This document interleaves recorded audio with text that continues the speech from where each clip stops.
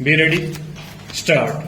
The counter affidavit reveals that the petitioner's husband died on account of cancer. Stop. The respondents have tried to justify the rejection of the petitioner's husband application on the ground that the petitioner has received terminal benefits amounting to rupees 21 lakh towards provident fund gratuity encashment of the death relief fund etc. Stop. The respondents have further tried to justify the rejection of the petitioner's husband application on the ground that the petitioner's husband could not fulfill the procedural requirement of the scheme, namely that he was required to fill the form accepting the report of the medical board and accepting the payment of full and final settlement for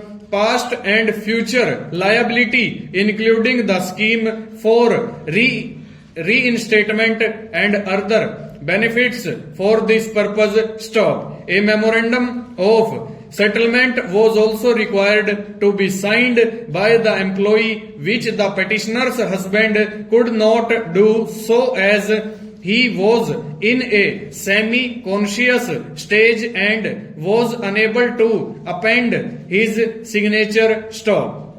The respondents thus contended that since the petitioner's husband could not fulfill the procedural requirement under the scheme, his claim for premature retirement was rejected. Stanza. Having heard the learned counsel for the parties and having examined the scheme and the format of settlement that was required to be signed by employee, we find that the onus was totally upon the respondent's company to examine the medical report and pass an appropriate order on it. Stop. The main criteria under the scheme is that a conclusion was required to be arrived at as to whether the employee could continue to do the job for which he was engaged. Stop.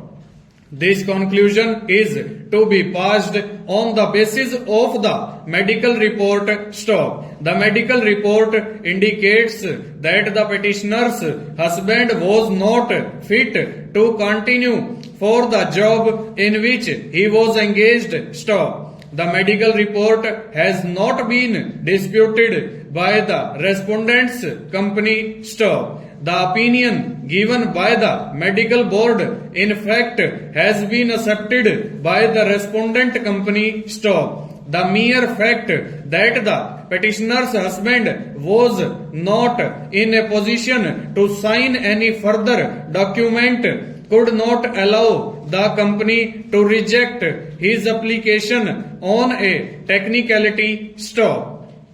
If the medical condition of the petitioner's husband was in such a deteriorating condition that he was unable to put his signature, then it was all the more necessary for the respondent company to discharge him under the premature medical retirement scheme. Stop. The action of the respondents in rejecting the petitioner's husband application, in our opinion, appears to be wholly arbitrary and violative of Article 14 of the Constitution of India. Stop. Even though terminal dues has been paid to the petitioner, the same was not done out of largesse being granted by the respondent company. Stop. The petitioner's husband was entitled to receive such terminal benefits as a matter of right under the terms and conditions of service.